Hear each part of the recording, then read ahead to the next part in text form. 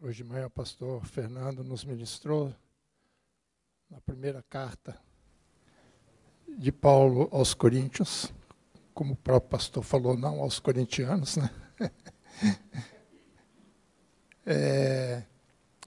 Esse texto ele fala sobre as relações familiares, casal, casamento, né? É interessante que o Paulo, nesse capítulo, ele começa a trazer assuntos que foram direcionados a eles por carta. Então, ele estava em Éfeso, ele recebeu uma comitiva. Nesse mesmo capítulo, versículo 1, né, ele fala, quanto ao que me escrevestes, e ele começa a discorrer. E eu estava reparando que ele fala de casamento, mas ele dá uma sequência interessante, que primeiro no capítulo 5 ele fala de um problema na igreja de incesto. Aí no capítulo 6, a primeira parte ele fala de demandas na igreja, mas a segunda parte ele fala novamente de problemas de pecado sexual na igreja, né, de prostituição, relações sexuais ilícitas. E eu acho que quando ele resolve abordar as questões que foram enviadas por ele, para ele, né, dos problemas da igreja nessa carta, ele aproveita, não sei se foi essa sequência, mas eu imagino que ele deve ter aproveitado. Eu falei, bom, já que nós estamos falando sobre problemas de pecados sexuais, vamos falar um pouco sobre o que Deus pensa acerca disso, né? Então, o pastor Fernando, hoje de manhã, nos ministrou sobre casamento, a visão de Paulo nesse texto sobre casamento, e agora ele vai falar sobre a questão dos solteiros, né? Solteiros, só que no texto, solteiros aqui não é apenas as pessoas que nunca casaram, né? Solteiros é qualquer pessoa que não esteja vivendo em matrimônio.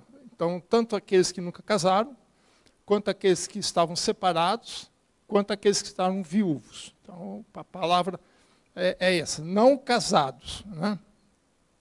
E ele vai tratar, nesse texto, sobre isso. Então, nós vamos ler capítulo 7, nós vamos ler inicialmente até apenas o versículo 31, mas eu vou dar sequência só para não ser muito extenso, né? Com respeito às virgens, não tenho o mandamento do Senhor, porém dou a minha opinião, como tendo recebido do Senhor a misericórdia de ser fiel. Considero, por causa da angustiosa situação presente, ser bom para o homem permanecer como está. Estás casado? Não procures separar-te. Estás livre de mulher? Não procures casamento. Mas se te casares, com isso não pecas. E também se a virgem se casar, por isso não peca. Ainda assim, tais pessoas sofrerão angústias na carne, e eu quisera poupar-vos. Isso, porém, vos digo, irmãos, o tempo se abrevia. O que resta é que não só os casados sejam como se não fossem, mas também os que choram como se não fossem, não chorassem, e os que se alegram como se não se alegrassem, e os que compram como se nada possuíssem, e os que utilizam do mundo como se dele não usassem, porque a aparência deste mundo passa.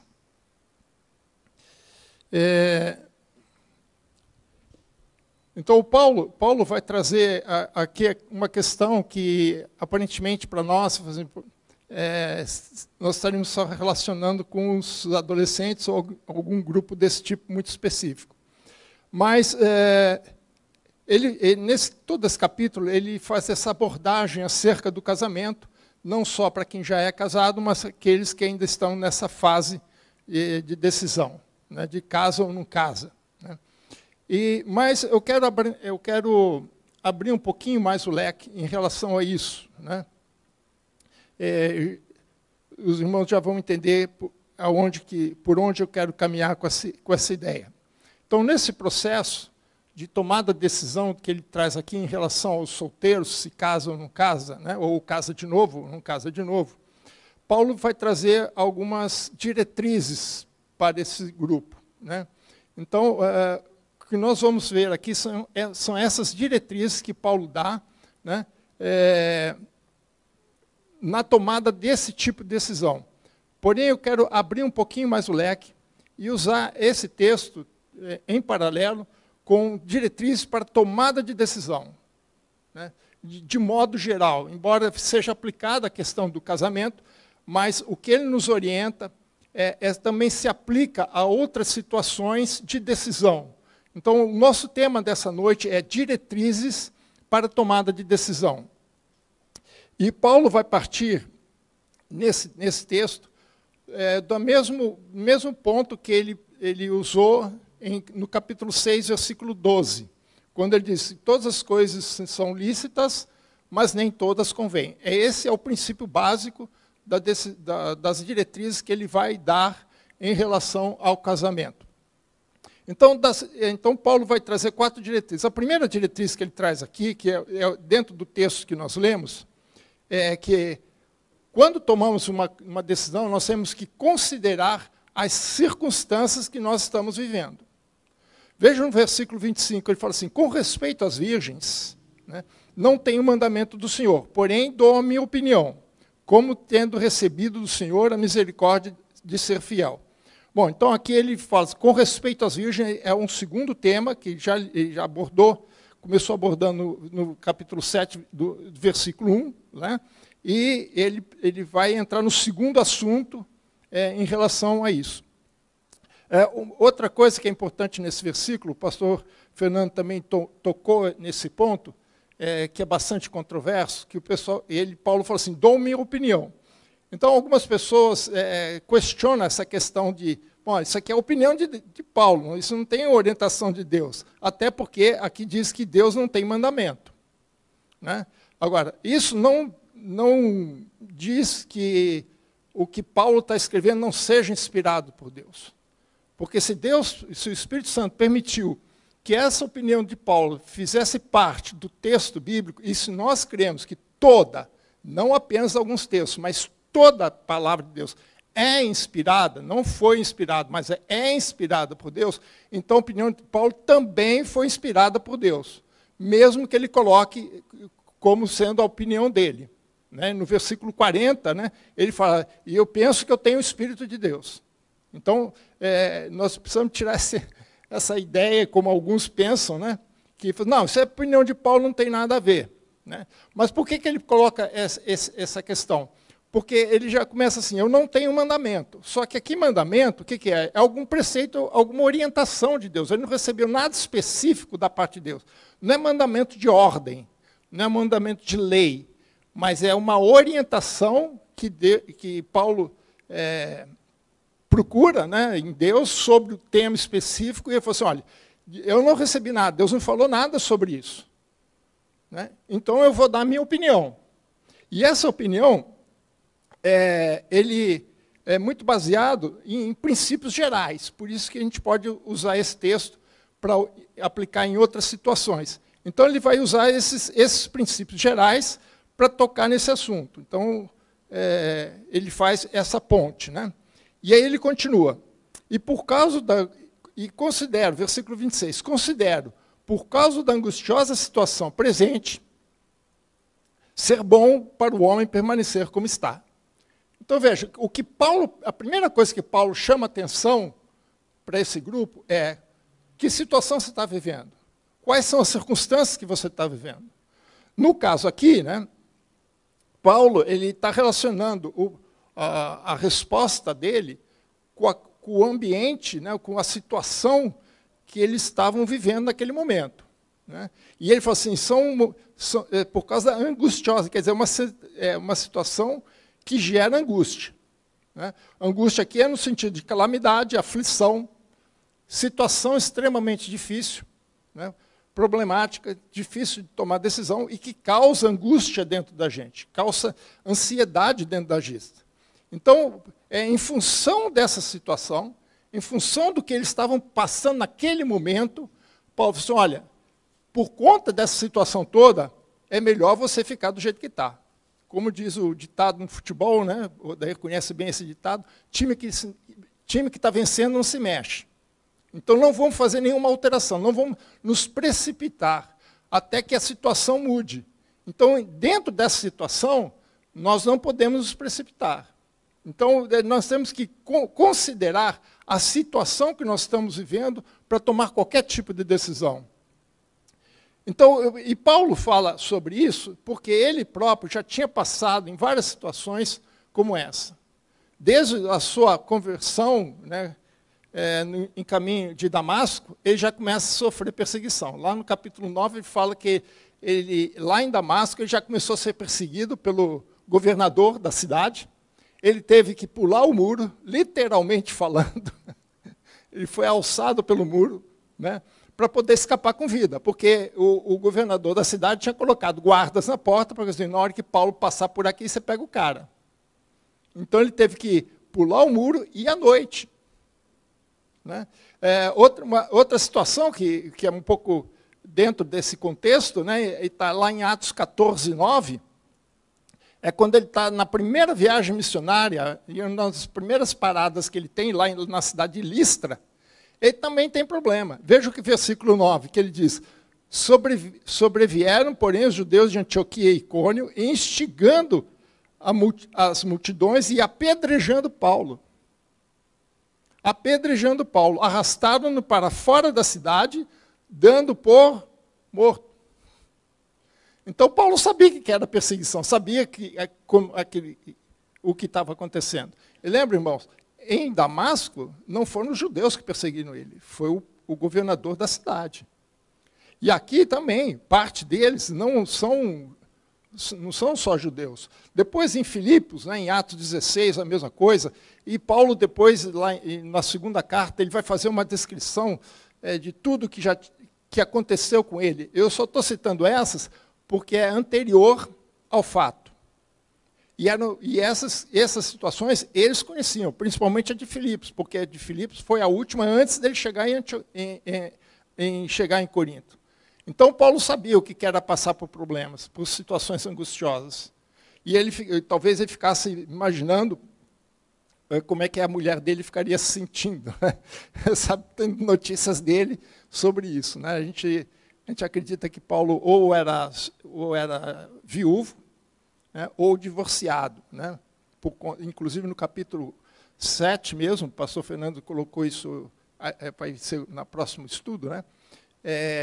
Alguns acreditam que, por ele ter abraçado a fé cristã, ele foi rejeitado pela família e sua esposa teria pedido o divórcio, né, a separação, por conta de não aceitar a condição dele como cristão. E ele reflete um pouco essa experiência no capítulo 7, quando ele vai falar de casamento entre uma pessoa que é cristã e a outra que não. Ou que uma pessoa se converteu no meio, né, ou a pessoa realmente casou com um cristão com um não cristão. Mas isso é para um outro momento. Né? Então, Paulo está trazendo aqui assim, considere as condições. O que está acontecendo? Será que vale a pena? Aí, novamente, a questão lá da conveniência. Né? Versículo 27, 28. Então, permanecer como está. Está casado? Não procure se separar. Fica aí, aguenta firme. Né? Está livre de mulher? Não procure casamento. Não se case. Mas, se casares, com isso não pecas. E também, se a virgem se casar, por isso não peca. Ainda assim, tais pessoas sofrerão angústia da carne e eu queria poupar-vos. Essa é a ideia de Paulo, né? Em consideração à situação que ele está falando. Então, em tais casos, não é uma questão de certo e errado. Está certo casar? Está certo casar. Está certo ficar separado? Está certo. Não procure separação. É isso que ele está dizendo. Mantenha a condição. Mas não é questão de certo ou errado, mas uma questão, é conveniente? Né? Aqui é uma questão de conveniência e escolha pessoal. É o que Paulo fala lá no 6,12. Né? Todas as coisas me são lícitas. Eu posso casar ou posso ficar solteiro. Mas se eu quiser casar, é conveniente ou não o casamento? É isso que ele está dizendo. Então, não é questão de certo ou errado. Né? Por que ele diz isso? Porque o casamento implica em responsabilidades. Né? Implica em responsabilidades. E Paulo está dizendo que ele quer que tais pessoas, quer dizer, tais pessoas, tanto homens como mulheres, né, não passe por dificuldades, não passe por momentos de angústia, como ele fala, angústias na carne, né, por conta de alguma situação que ele tenha que decidir ou que ele tenha que passar, né, em relação ao contexto, ao momento que eles estão passando, e ali abrir mão ou não em relação à sua família.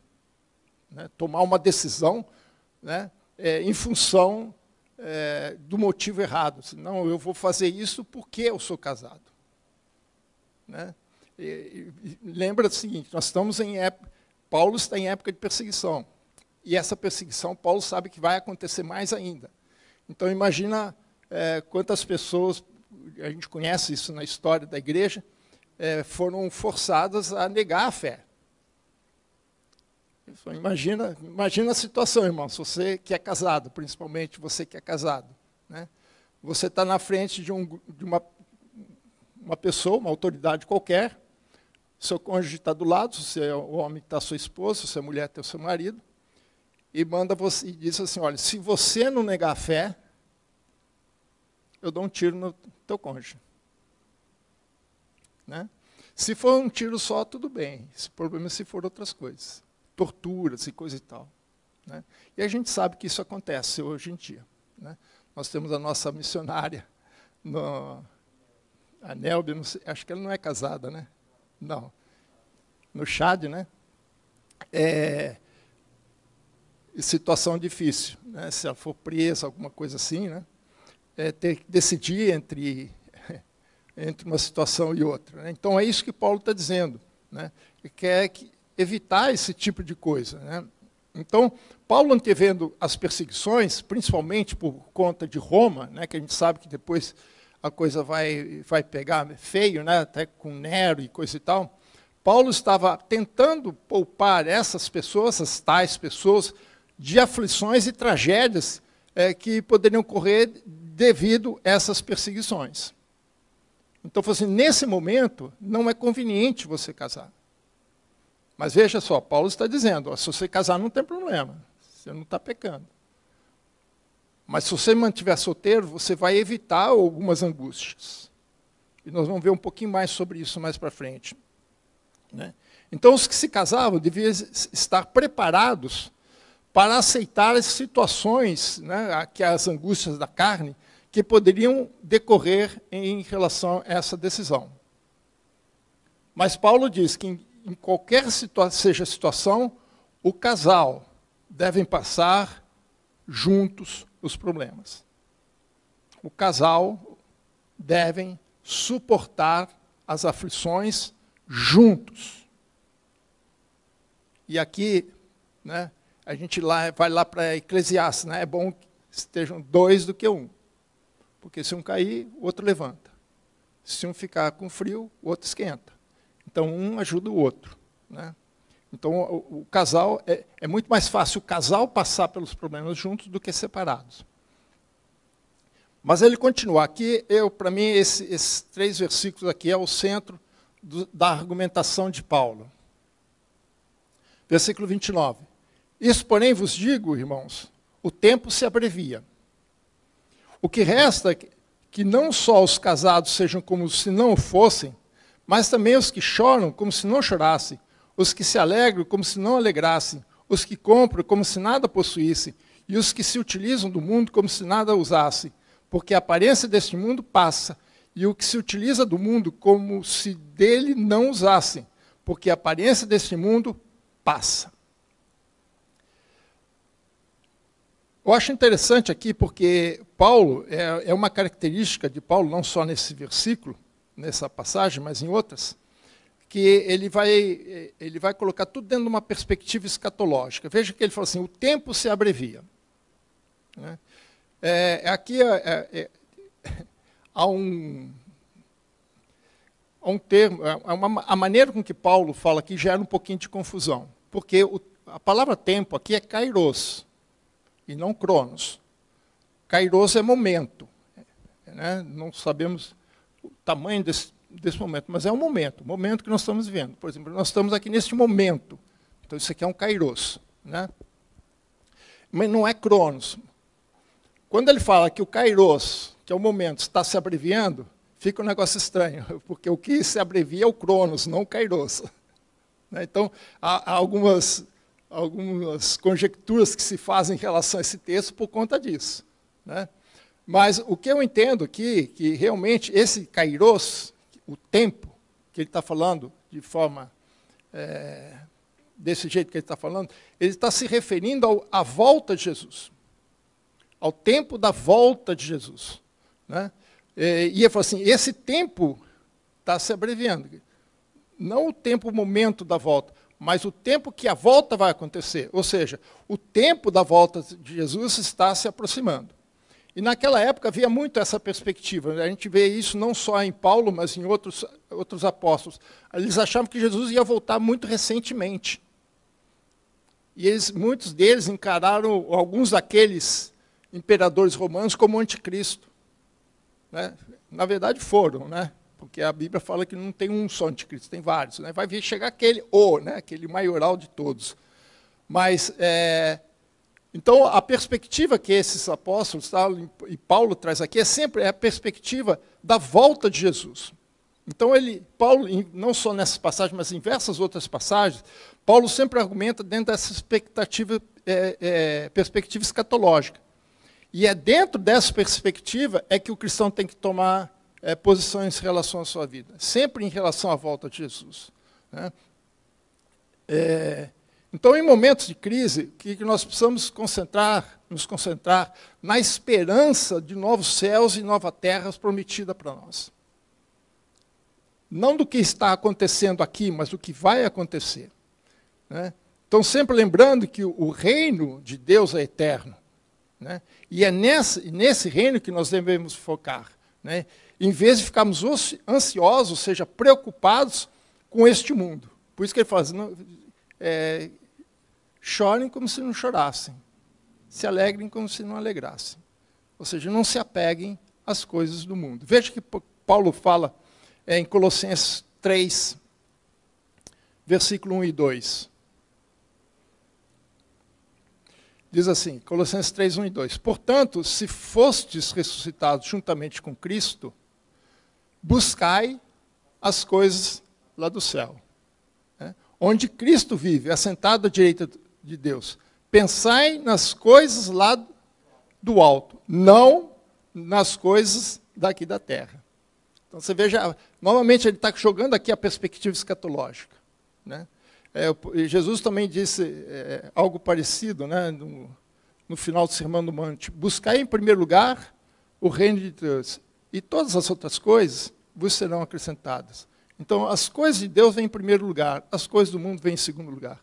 Ela só deve vir depois do reino de Deus, porque quando você coloca a tua prioridade no momento certo, as demais prioridades vão se alinhando com ela, automaticamente. Então, por isso que Paulo, só nesses 3 versículos, ele fala 6 vezes assim, como se não, como se não, como se não. Então, viva como se não. Ou seja, o que Paulo está dizendo assim, não se apegue a essas coisas. Não se apegue a essas coisas do mundo. Aqui eu vou plagiar o pastor Fernando. Seja um crente OLX, desapega. Eu até coloquei aqui, lembrei do pastor Fernando, que ele sempre fala assim, seja OLX, desapega. Não fique preso a essas coisas não podem te dominar. Porque quando tudo aquilo te domina, você não domina. Então, você é dominado por ele. Nós já discutimos isso antes. E é por isso que Paulo, lá em Filipenses 3:8, eu gosto de Paulo que ele sempre dá exemplo de si mesmo. Eu gosto muito disso. Ele fala de si mesmo. E em Filipenses 3:8, ele diz assim, sim, deveras considero tudo como perda. Perdi tudo. Tudo que eu tinha, eu perdi. Mas veja só, ele não falou assim, eu perdi porque me tiraram. Eu disse assim, eu considero como perda. É como se eu não tivesse. E ele continua, por causa da sublimidade do conhecimento de Cristo Jesus, meu Senhor, por amor do qual perdi todas as coisas. Abriu mão de todas as coisas. E as considero como refúgio. Refúgio é lixo. né? Estou sendo bonzinho aqui, respeitando o púlpito, mas é isso mesmo. Né? É isso mesmo. Para ganhar a Cristo. Então, ele deixa as coisas do mundo, ele desapega das coisas do mundo para se apegar em algo maior. Então, o que fazem uso das coisas deste mundo não deve ficar absorvidos por ele, que são presos por ele, né, por essas coisas. Né? Porque as coisas terrenas são transitórias e nada pode interferir no nosso dever cristão. Nada. E por isso que ele fala aqui, né, a aparência desse mundo passa. E é interessante que a palavra aparência aqui é esquema. A palavra aqui é aparência, é esquema. Né? Ou seja, o mundo está em constante transformação, constante mudança. Né? E nada há sólido nem duradouro no mundo. Coisas que o mundo valoriza hoje, amanhã pode não ter valor nenhum. Então, a gente tem visto aí ultimamente, né, as grandes transformações, principalmente na área da ciência, na área da tecnologia. Né?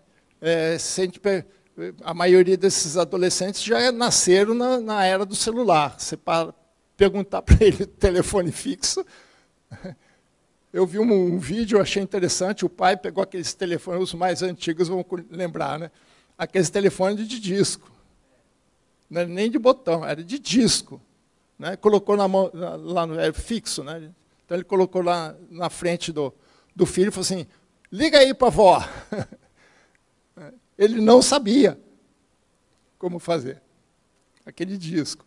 Por quê? Porque hoje nós temos tecnologias que fazem com aquilo que era importante. Eu lembro que pessoas tinham linhas telefônicas, ele comprava 4, 5, 10 linhas telefônicas e alugava.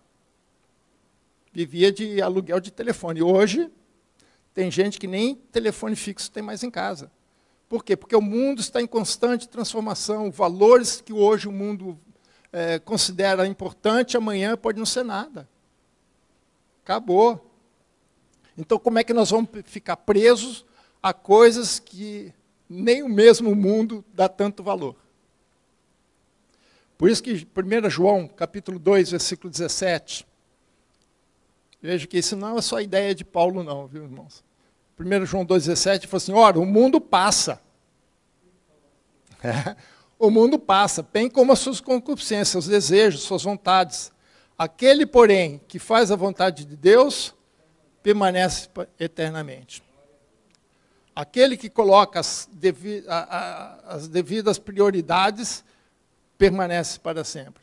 Né? Então, devemos ter em mente a importância das coisas eternas. Nós temos que ter em mente que aquilo que Deus tem para nós são eternos. E o que o mundo tem para nós é transitório. Então, o que você prefere? Qual que é mais importante na sua vida? Aquilo que é eterno ou aquilo que é passageiro? Essa para Paulo é a principal situação de como nós qual a primeira diretriz que nós devemos conseguir, que contexto nós vamos, que circunstâncias que estão vendo. No caso deles era algo um pouco mais forte, né? Uma perseguição, e Paulo dá exemplos de suas perseguições. Mas qual o contexto que nós estamos vivendo hoje? E a gente sabe que as coisas estão caminhando mais rápido do que eu esperava. Né? Então, considere as condições que nós estamos vivendo, quais as circunstâncias que nós...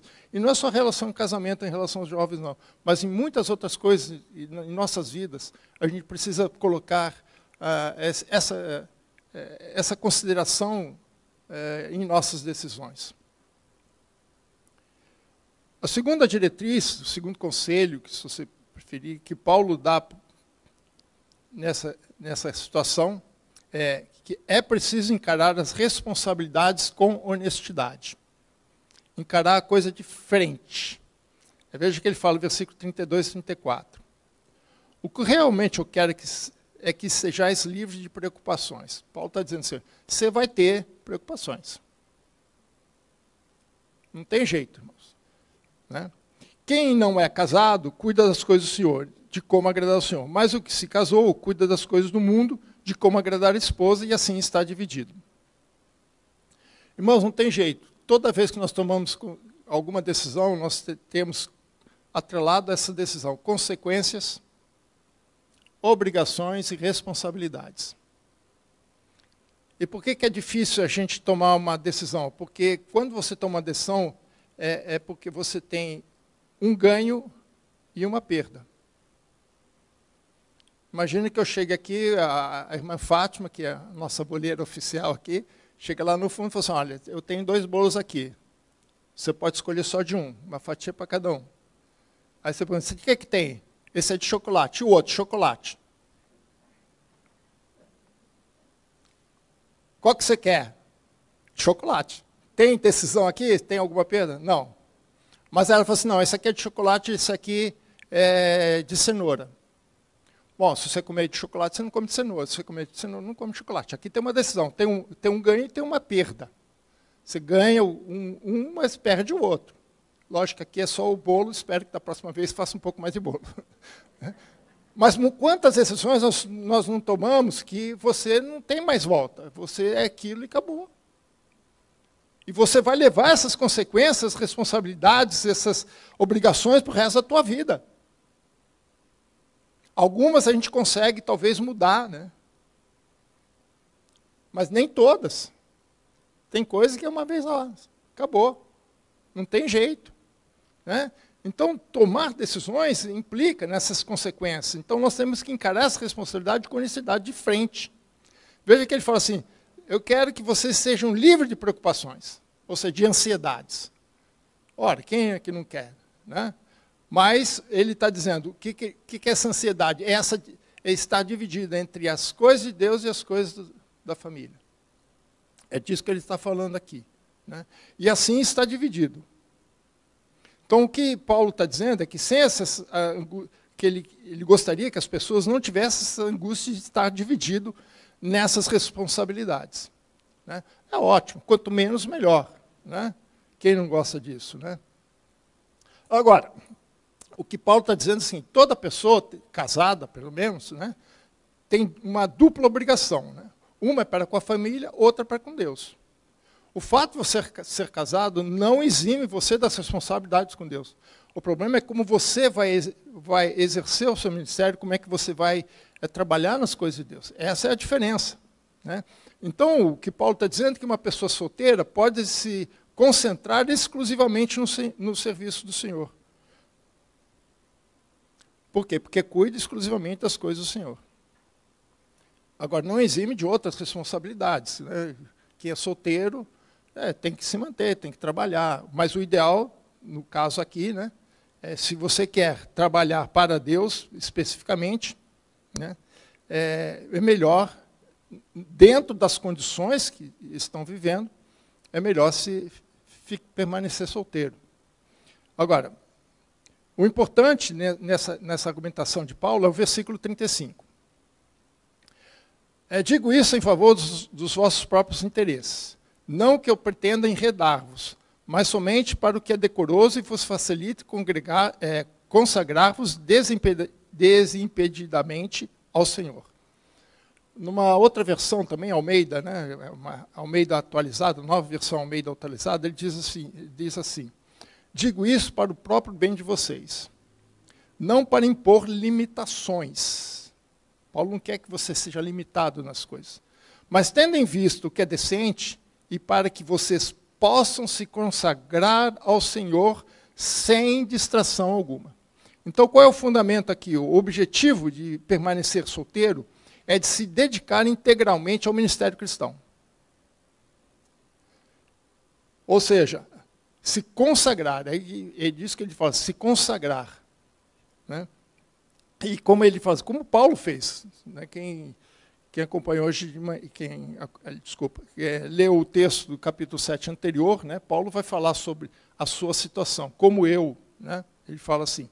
E quando eu estava relendo esse texto, eu lembrei de uma situação que nós já falamos aqui também, em Lucas capítulo 2, não precisa abrir, né? Só como referência, capítulo 2, versículo 36 e 37, aquela profetisa Ana.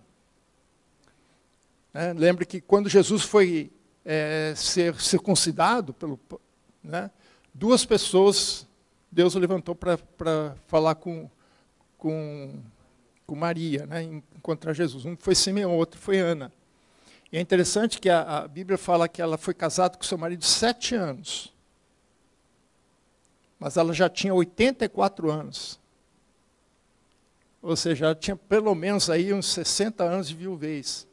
Mas a Bíblia diz que ela não saía do templo. E ela diz que ela era profeta.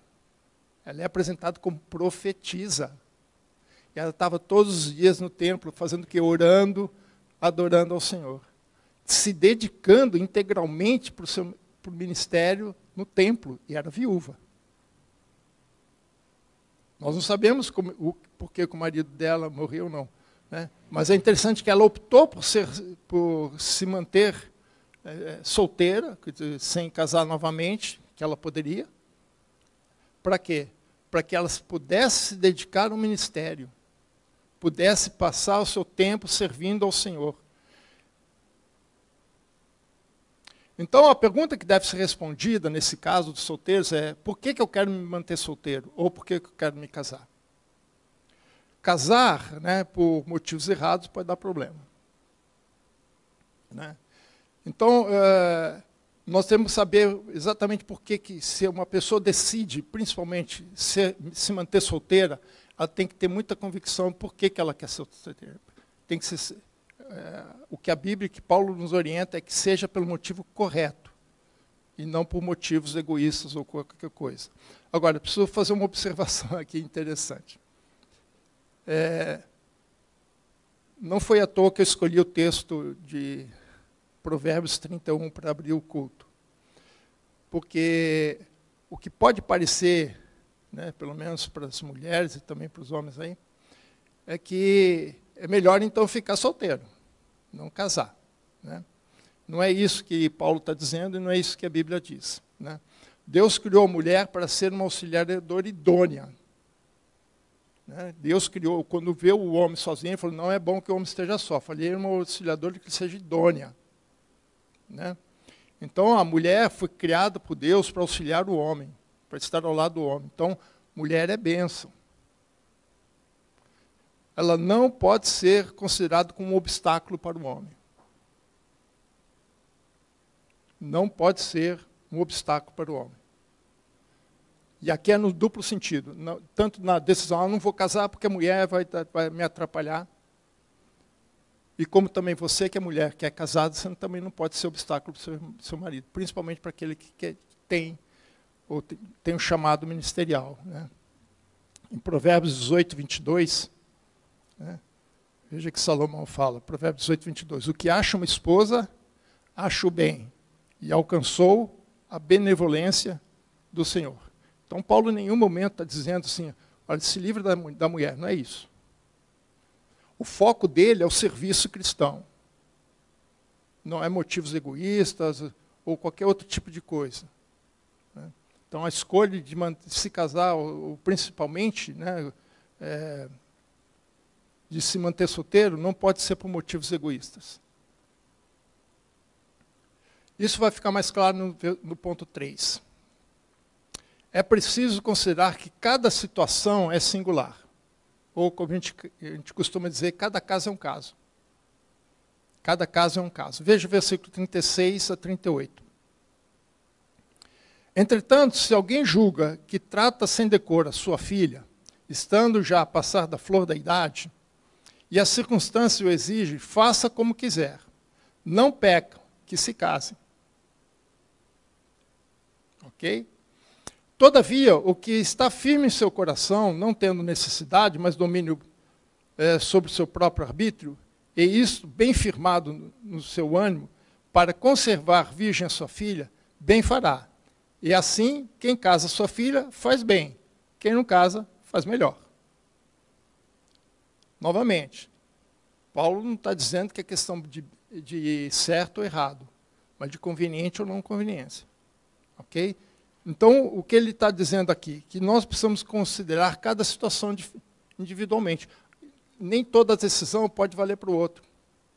Cada caso é um caso. Cada pessoa é uma pessoa. Cada um tem o seu chamado da parte de Deus. A Bíblia não especifica assim, o dom de celibato, mas a gente percebe nas entrelinhas essa questão do dom do celibato. E eu conheço gente que escolheu isso. Né? O pastor Fernando lembrou o nome de John Stott, que é um dos maiores teólogos do século XX. Alguns consideram um dos 3 maiores teólogos do século XX. Né? Tem livros incríveis. Né? É uma decisão, uma escolha, mas é um dom também, é um chamado de Deus. Né? Aqui ele está falando o seguinte, olha, veja só, faça o que quiser. Deus está te dando liberdade de você escolher. Eu li um comentarista que ele falou assim, esse é o único dom de Deus que você tem a liberdade de não aceitá-lo. Né? Sim ou não. Né? Mas ele fala, faça o que você quiser.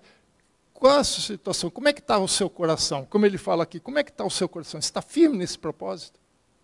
Né? Veja, é o que está firme no seu coração. Ou seja, você tem plena convicção daquilo que Deus está te chamando? Você sabe o que você quer? Você sabe o que você está fazendo? Eu confesso, irmãos, eu não nasci para ser solteiro.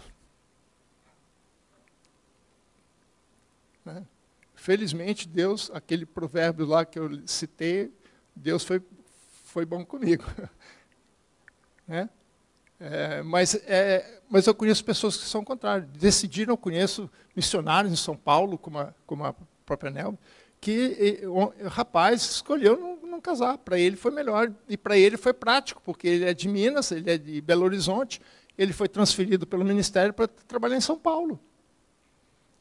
Se ele tivesse casado, vem com a família inteira. Conheço, já vi isso acontecer. Né? Mas tem que estar firme no seu coração. Você tem que estar convicto. Para você, talvez a situação seja uma, mas para outra seja outra. Então não podemos fazer regras. A regra geral Deus já deu, mas a regra específica não. Se você escolheu esse caminho, você tem que estar firme no seu coração. Então, ou seja, além das circunstâncias externas, né, nós devemos levar em conta também as nossas convicções pessoais sobre o assunto. O que eu penso, o que eu desejo, né, o que eu espero para mim, com o meu projeto de vida. Né? E outro ponto que ele põe aqui, ele fala assim, passar-lhe a flor da idade, ou seja, passando da idade de casar. Né? Até muito pouco tempo atrás, não é muito, acho que talvez um século e meio atrás, hoje isso já virou um outro tipo de ritual, mas tinha um baile dos debutantes. Né? Já participei de alguns aqui. Né? Mas sabe qual o motivo do baile de debutante? Era sempre na idade de 15 anos. Né? A sociedade da época, do século passado, do século retrasado, na verdade, né, até o século retrasado, era apresentar a menina para a sociedade. A partir dali, ela poderia participar de todos os eventos culturais, sociais daquela sociedade. Mas tinha um outro motivo. A partir dessa idade, ela estava liberada pelo pai para ser cortejado para o casamento. Nessa época, se casava com 16, 17 anos. Hoje nem se fala, né? Hoje alguns aí esperam até 30, 40 anos. Né? E hoje o baile de debutantes já tem uma outra visão. Né, meninas? Mas naquela época era isso. Então, o pai apresentava a filha para a sociedade, dizendo, olha, minha filha está à disposição para participar dos eventos sociais, mas também para ser cortejada. E o que o pai esperava é que um rapaz bom, de boas condições, cortejasse sua filha e casasse com ela. Agora, imagina se o pai, ansioso para casar com a filha, né, não é cortejado. Começa a passar da idade. 16, 17, 18 anos. Na cultura nossa atual, a gente não vê muito problema, mas naquela cultura já era problema. Não vai conseguir casar, vai virar para titia. Então, a preocupação, muitas vezes, do pai, naquela época, na época de Paulo, é isso, se ela passar da idade, ela não consegue mais casar.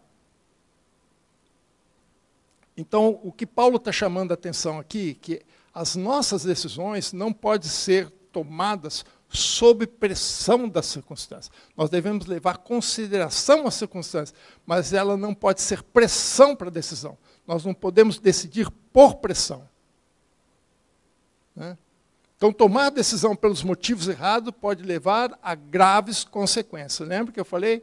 Consequências, obrigações, responsabilidades. Tomar a decisão errada, com fundamentos errados, principalmente por pressão, está passando a idade, eu vou casar, o primeiro que aparecer aqui, tá bom. Meus irmãos, casar cristão com cristão já dá problema, imagina. Conheço casos. Rapaz esconde jogo. Quando o pastor citou um caso aqui hoje de manhã, eu lembrei de um caso que eu também conheço que aconteceu a mesma coisa. O rapaz escondeu o jogo. Ele tomava remédio tarja preta. Escondeu da noiva, da namorada. Casaram um ano depois, não teve jeito.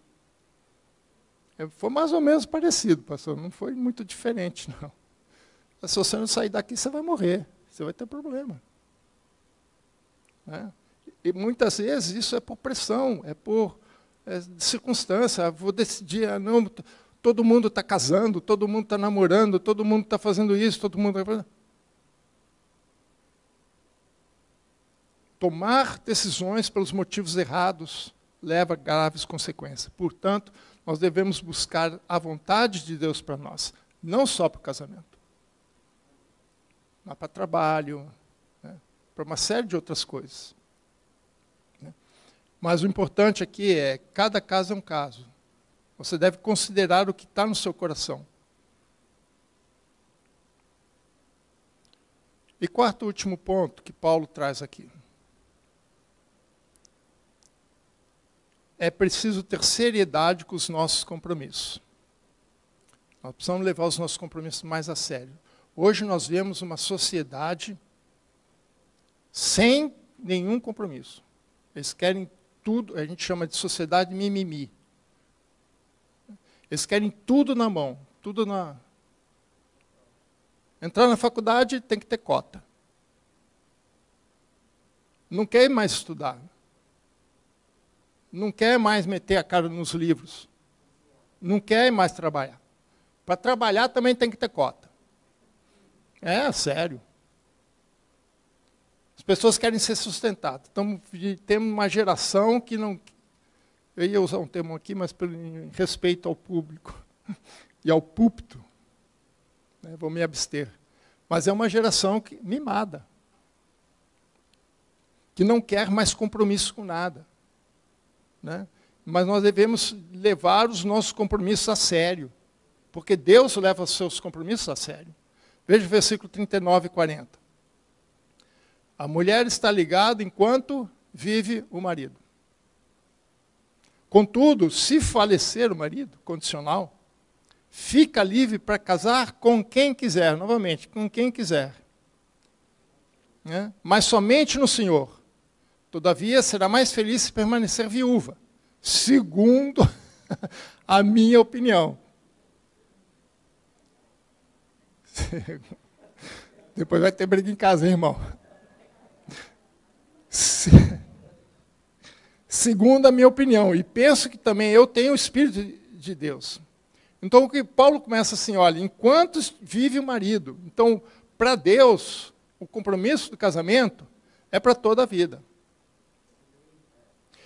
A gente sabe, irmãos, a Bíblia também, quando perguntaram para Jesus sobre divórcio, ele falou assim, por que Moisés deu a carta de divórcio? Jesus respondeu, por causa da dureza do coração das pessoas.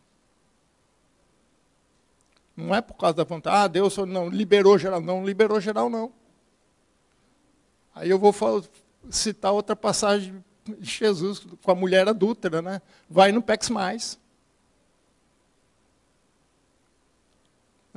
Mas todos esses anos de ministério, de casamento, 37 anos de casamento, eu sei o que é um casamento. né? Eu costumo dizer para os jovens, né, assim, casar é fácil, viver o casamento que é difícil. O dia a dia é fácil. A coisa mais barata no casamento é a certidão de casamento, o cartório. O resto é.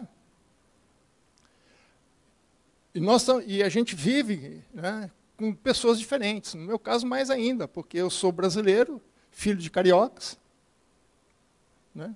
A minha esposa é brasileira, mas filha de espanhóis. Ela tem cidadania espanhola, inclusive. Cultura completamente diferente, irmãos. Totalmente diferente. Né? E todos nós temos culturas diferentes. Todos nós partimos de culturas diferentes. Nós somos criados diferentes. E, às vezes, dá esses choques. Mas, às vezes, a gente não está disposto a lutar por isso. Nós não estamos dispostos a ter um compromisso sério, levar a sério os compromissos. E eu estou falando de casamento porque é o tema central de Paulo. Mas, muitas vezes, trabalho. Hoje de manhã, o Daniel Bisset está falando sobre isso. Às vezes, a pessoa pede demissão porque não vai com a cara do chefe, está com problema no chefe. Aí ele mesmo fala assim, aí depois que ele vai embora, ele descobre que o chefe também foi mandado embora. Perdeu o emprego. Né? Não quer mais compromisso. Né? Então, para Deus, né, a união do casamento é para toda a vida, enquanto viver. Né? Mas se acontecer o falecimento de alguém, né, Paulo diz, olha, você pode casar de novo. E eu gosto dessa frase, com quem você quiser, que escolha. Muitos jovens falam assim, pastor, estou orando para Deus mandar. Não, Deus até pode, né? Mas o que Deus está... Deus pode até te apresentar, mas você quer casar com ela ou não? Ou ele, né? Mas Deus falou assim, olha, Deus te dá a liberdade de escolher teu marido. Para não acontecer o que aconteceu com Adão, né? Adão não teve escolha. Aí quando deu problema, qual foi a desculpa de Adão? A mulher que você me deu.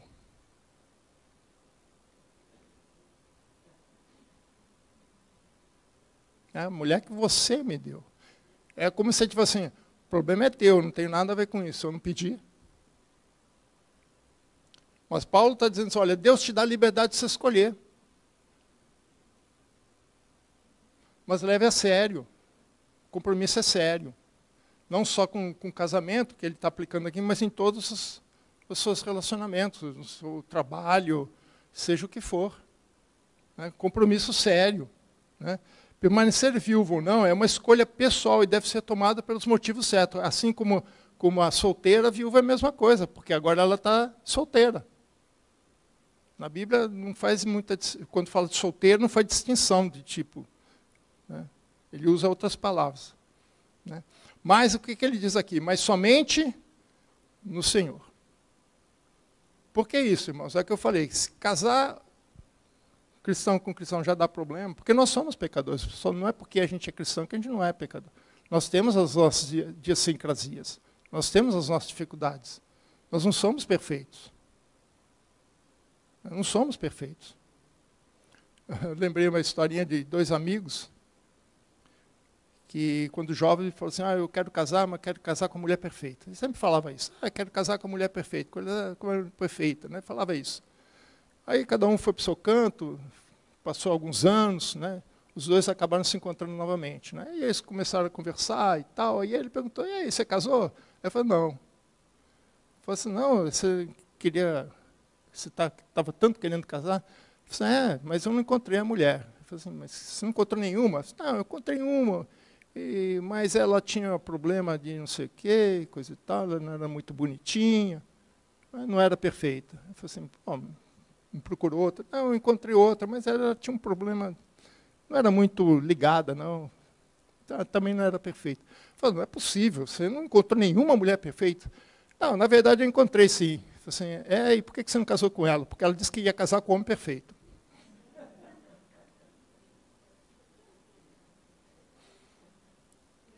Pô, deve ter morrido solteiro. Mas é uma brincadeira, irmãos, mas isso é sério. Porque às vezes a gente faz alguns idealismos na nossa vida, achando que casar vai ser, vamos viver o jardim do Éden. não vamos ter mais problemas. Se fosse assim, a Bíblia não falava tanto de casamento. Não dava tantas orientações. Quanto mais orientações sobre um assunto, é porque o problema é mais sério. Né? Mas ele falou assim, somente no Senhor. Não procure sarna para se coçar, irmãos. Casar com pessoas, é o que eu falo, se casar cristão com cristão já dá problema, imagina se um cristão com não cristão. São valores diferentes, são objetivos diferentes, são visões diferentes. Você quer servir ao Senhor, ele não vai querer. Quantas vezes, alguns casos nossos que nós temos na igreja, não é porque a pessoa, né, a maioria é porque se converteu depois, é não cristã, ele não, e aí dá problema. Quantas vezes a mulher fala, por que você não veio? Para meu marido. É o que Paulo fala, está dividido. Né? Só que casado não pode separar. Né? Então, quando falo somente no Senhor, é porque Deus tem para nós proteções. Né? Ou seja, Deus colocou muros em nossas vidas. Mas esses muros não são para servir de prisão, mas de proteção, como um castelo forte, como que seguro, para que aquilo que Deus tem para nós se realize. Então, esses muros que Deus coloca para nós, e estabelecido na palavra de Deus, não é para a nossa prisão. Se você achar que o casamento é uma prisão, não casa. Porque o que a Bíblia tem não é para nos privar, não é para nos aprisionar, mas é para nos proteger. As cidades, quem conhece algumas cidades, né, já viu, no caso de Jerusalém, aqueles muros, quantas vezes aqueles muros não protegeu a cidade de ataques inimigos. É essa a função do muro. Não é virar uma prisão. Isso que aconteceu foi em Varsóvia, no gueto de Varsóvia. Com aquele partido que os irmãos sabem que eu não vou falar aqui, senão cai. Hoje em dia, você fala qualquer coisa assim, você cai. Né? Mas os irmãos sabem o que aconteceu em Varsóvia. É o gueto. Foram murados, só que ali era um muro de prisão. Né? Mas Deus não coloca muros de prisão, coloca muros de proteção. Agora, não tente viver fora desse muro, porque aí Deus não tem compromisso. A menos que Ele te mande. Caso contrário, não. E dentro desse conselho, ele termina com essa frase. E penso que também eu tenho o Espírito de Deus.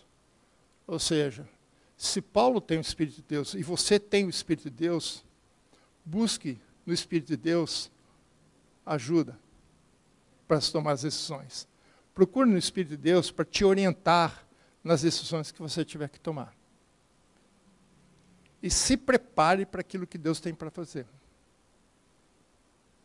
Eu tive um dos nossos padrinhos de casamento, ele falava sempre assim, olha, é mais fácil saber quando é a vontade de Deus, quando ele fala não, do que quando ele fala sim.